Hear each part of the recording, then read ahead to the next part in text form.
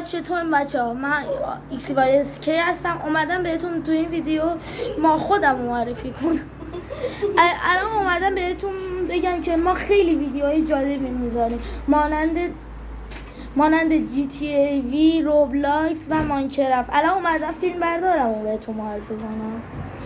یو گایز، چطوری بچه‌ها؟ من آرتین هستم و فیلم بردار جدید آرمینم.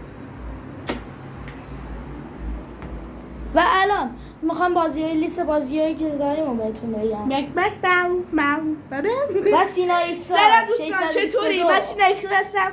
خیلی خوش اومدید به این ویدیو که از چنل XYSK هست. دوستان من هم یوتیوبرم.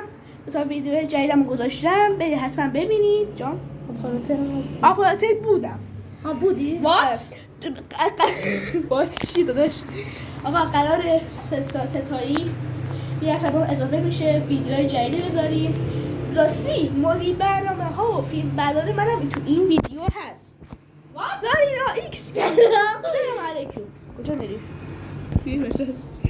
داش کلا میخواد از این و الان میخوام بازی‌هایی که می‌کنیم بگم. GTA V، GTA I V، GTA San Andreas و ماینکرافت، روبلاکس، ماینکرافت مرحله‌ای و غیره. خب الان من با ویدیو رو دیگه قطعش کنم. بای بای و غیره فراموش نکنید. و غیره همیشه کلمه مهمی. بای بای.